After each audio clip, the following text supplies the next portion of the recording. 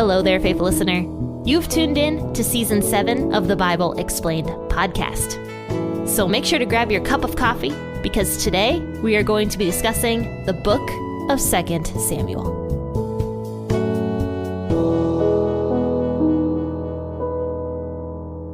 Hey there, faithful listeners. Happy Monday, and thanks for starting off your week right with reading some scripture with me.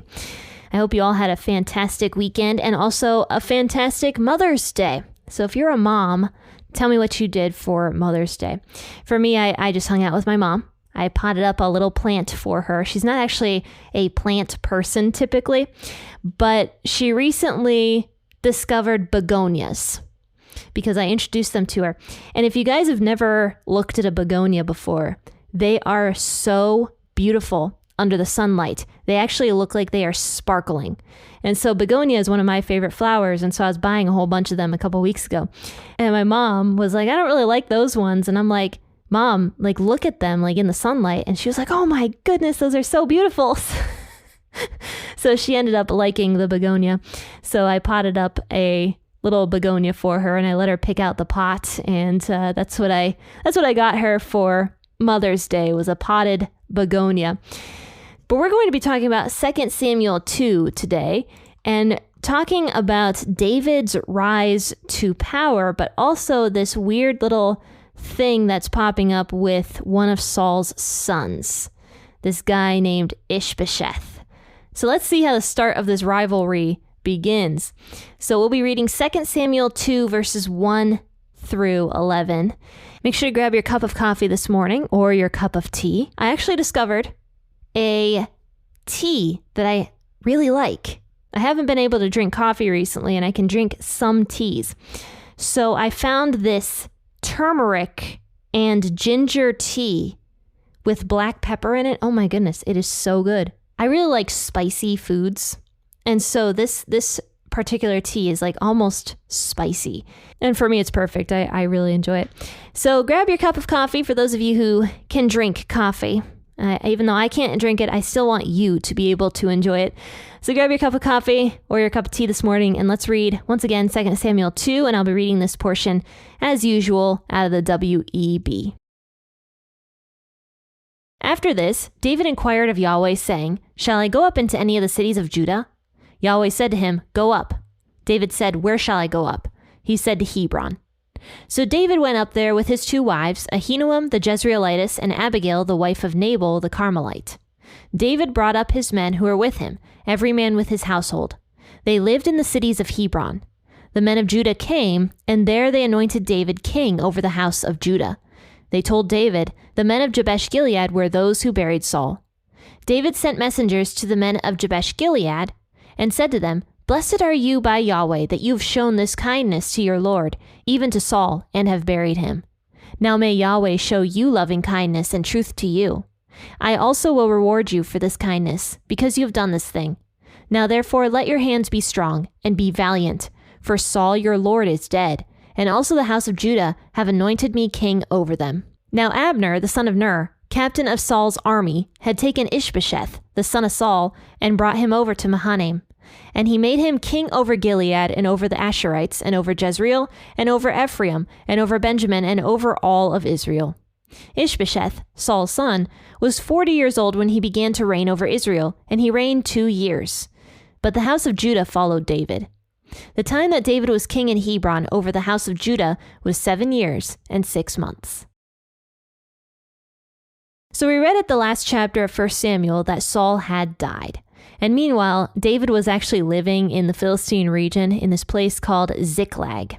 And so after he finds out that Saul had died, it says here in verse 1 of 2 Samuel 2 that David inquired of Yahweh, saying, Shall I go up into any of the cities of Judah? Now, the reason that David asked this question of God was because it was actually a very important question. Because don't forget that David was on the run from Saul. That's why he was in Philistine region to begin with. But now he's wondering, should I go back home now that Saul is dead?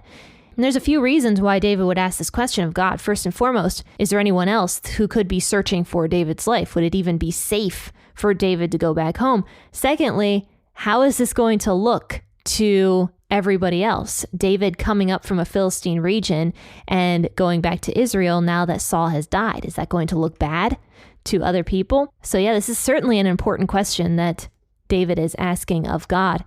So God answers David, "Go up." And David said, "Where shall I go up?" And he said, "To Hebron." So David obeyed. In fact, we see this pretty much every single time God says something to David. David just does it. He doesn't often question God. He usually just obeys immediately. And that's the kind of obedience that God really likes. He likes the type of obedience like David's, where there's just trust in him, that trust that what he said was the truth and that it was going to work out. As compared to other people we've seen in the Bible, like for example, Gideon, back in the book of Judges. Gideon didn't trust anything God was saying to him, even though God was literally like in front of him. Gideon was like, "Well, I need 5 signs from you before I can follow your command, God." And of course, God still blessed Gideon, even though Gideon was a lot less faithful than David is. But God appreciates this kind of faith, this kind of trust in him, the kind that when God speaks, you just do it. And so David just did it. He went to Hebron, it says, with his 2 wives, Ahinoam the Jezreelitess and Abigail the wife of Nabal the Carmelite, and then also all of his men who were with him, every man and his household, and they lived in the cities of Hebron. Now, there's certainly a reason why God wanted David to go to Hebron, because here's what it says. The men of Judah came, and there they anointed David the king over the house of Judah. So that's a big deal because David was not vying for the throne. The men of Judah came to David to anoint David as their king. So yes, David still had a good reputation in Israel, specifically with the household of Judah. What that means is the entire tribe of Judah. As we know, moving into a lot of Israel's history, we are going to see that Judah, a lot of times as the biggest tribe, is often disconnected from the rest of Israel. And this is one of the first times we see Judah being disconnected from the rest of Israel because Judah decided to anoint their own king, who happened to be King David. But all of Israel had not anointed David yet as their king, but Judah did. And so, at least in Judah, which was the same tribe that David was from, David had a very good reputation in Judah. So David is now the king of the house of Judah. And so when they anoint David, they tell him, the men of Jabesh Gilead were those who buried Saul. So David finds out how Saul was buried and even what happened to Saul's body and Jonathan's body. So now David sends word to the men of Jabesh Gilead, and he blesses them. He says, "Blessed are you by Yahweh, for you have shown kindness to your Lord, even to Saul, and have buried him. Now may Yahweh show you loving kindness and truth to you. I will also reward you for this kindness because you've done this thing." Now this is another thing that God really likes. Not only does God appreciate obedience and trust in him, but he also appreciates people who are kind to those who are not very kind. Saul was not kind to David throughout all of David's life almost. And yet David had never stopped being kind to Saul, even after Saul had died. David decides to reward the men of Jabesh Gilead for what they had done with retrieving Saul's body and also Jonathan's body from the wall. So if David had any bitterness before, it's completely gone now. He had no bitterness towards Saul. And we know that God very much appreciates that. Because look at Jesus when he was on the cross. Jesus was blessing the people who were killing him. He was saying, "God, forgive them because they don't know what they are doing." Jesus was blessing evil people. And David did the exact same thing. So this passage today really shows the good character that David had. He was obedient and he was not bitter. And he was not only not bitter, but he was kind to people who were not kind to him. And actually, that's something that David never loses. As we read more about David, we're going to see that he is always very kind to his enemies. So David rewards the men of Jabesh Gilead, and he gives them encouragement as well. He says, "Therefore, let your hands be strong and be valiant, for Saul your Lord is dead, and also the house of Judah has anointed me the king over them." So he sends word to Jabesh Gilead, don't worry. Even though Saul is dead and your king is dead, and that's not good for Israel, I have been anointed king over Judah. So I'm going to reward you and protect you. So be strong and valiant. Now, while all this is going on, at the same time, Abner, do you guys remember Abner? He was the military leader of Saul's army, and he was also Saul's cousin. And I actually completely forgot about that little fact, but it was briefly mentioned in 1 Samuel 14 that Abner was Saul's cousin. So Abner, while David is being anointed, he goes and anoints Ish-bosheth, who was one of the sons of Saul. So Abner thinks that he has the right to go and anoint this king over all of Israel, except for the tribe of Judah. So Saul brings Ish-bosheth to this place called Mahanaim. I could not say that. Even when I was recording this episode, I had to repeat that word like 5 times, which I edited that out. Mahanaim. And so he makes Ish-bosheth the king over Gilead and over the Asherites, over Jezreel, over Ephraim, and over Benjamin, and over all of Israel. Now, what's problematic about this is actually twofold. The first being, this is like the first we're hearing of Ish-bosheth. Where was he before when all of those battles were taking place? I thought that it was because he was a young man, but I was wrong, because it says here that Ish-bosheth was 40 years old when he began to reign over Israel. So he was not a young man. He wasn't super old, but he was not a very young man, like Jonathan was when he started fighting with Saul. Like Jonathan was a teenager when he was fighting against the Israelites, or the Philistines, I'm sorry. So where was Ish-bosheth during all this time? So that's the first problem, is Ish-bosheth does not seem to have much of a heart for protecting Israel. So why would he make a good king? He's not going to make a good king. He's not a warrior. He was never really around. We barely knew about him. So that's the first problem. And the second problem is Ish-bosheth had no training to be a king. So then why did Abner decide that Ish-bosheth should be the king? Well, first and foremost, it's pretty common that the son of the previous king becomes the new king, right? But secondly, I think this was a power grab for Abner specifically. We're going to see that Abner ends up making a lot of the decisions for Ish-bosheth. In fact, there's a verse later on that says that Ish-bosheth was terrified of Abner. So I think that all of this was a way for Abner himself to gain more influence and almost use the king as like a puppet for himself to rule behind the scenes. So Ish-bosheth, who was Saul's son, was 40 years old when he began to reign over Israel, and he reigned for 2 years.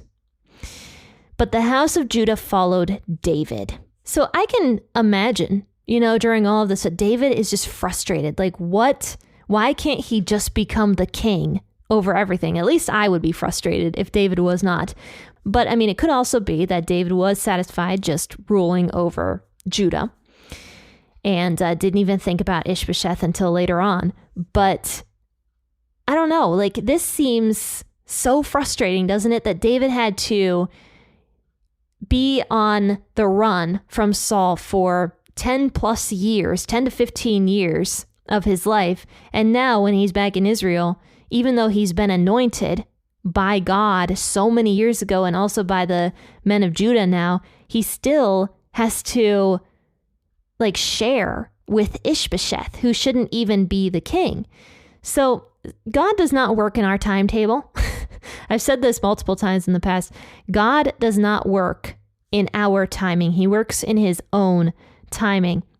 And sometimes that is so frustrating because it's like, when is something going to change? When is something going to happen? And yet God will do it during the perfect timing, because God is outside of time, right? Since he created time, he cannot be constrained by time. So he is outside of time. So he can see the full picture before and after of what's going to happen. And that is why God does not work with our timeline. He works with his timeline because he knows the best possible outcome. And so David now is having to wait for a little while longer, partially ruling over Israel, just the tribe of Judah. And it says that during that time, David was the king in Hebron over the house of Judah for 7 years and 6 months. So even though Ish-bosheth reigned for only 2 years, David actually, it looks like, maintained his headquarters in Judah for 7.5 years. And that's the third thing about David's character that I think God really appreciated. And one of the reasons why God chose David was because not only was he obedient and he wasn't bitter and he was kind to his enemies, he was also pretty patient as well. He took a lot of crap and he dealt with it pretty patiently. And so we can see why David is both somebody to emulate and why God chose David to be the next king over Israel. Because David had qualities that a lot of people just don't have. Obedience and trust in God, kindness to enemies, and also patience as well. For me, all of those things are some of the hardest for me to do. We're actually going to be talking about Romans 5 tomorrow, but actually one of the verses is a great one to read for today regarding David. It says in Romans 5, verses 3 and 4, "We can rejoice too when we run into problems and trials, for we know that they help us develop endurance, and endurance develops strength of character, and character strengthens our confident hope of salvation. And this hope will not lead us to disappointment, for we know how dearly God loves us, because he has given us the Holy Spirit to fill our hearts with his love." So one of the reasons I think that David had this strength of character and this hope and this patience was because of all of those terrible things that he had to go through with Saul. You know, he was on the run, like I said, for basically a decade or more. And yet he was constantly having to put his hope in God. So sometimes struggles, even though they're terrible, they really help us develop a strong character. I'm sure that you guys have noticed that sometimes people who have had everything handed to them in life are not very strong people. But other people who have had to struggle for most of their lives are a lot of times much stronger people. For example, I've seen that with my mom. You know, she grew up in some of the worst circumstances I have ever heard of.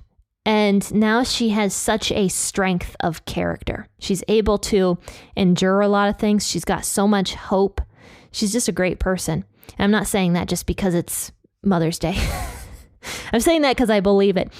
But my encouragement to end this episode is that yes, trials are so difficult and they're so annoying, and sometimes they are even unbearable.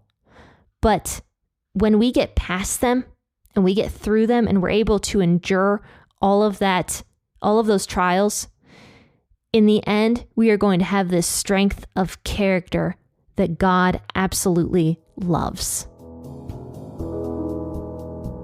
Well, faithful listeners, I hope you enjoyed today's episode. And if you did, please share it on your social media platforms. And also, if you would like to consider supporting P4E Ministries or the Bible Explained podcast, go over to Ko-fi and you'll find the membership tiers. If you sign up for the T tier, which is $10 a month or 50 cents an episode per month, you will get exclusive content that non-members cannot access. And if you sign up for the coffee tier, which is $20 a month or $1 an episode per month, you will get not only exclusive content, but also I have some podcast episodes in the works specifically for the coffee tier members.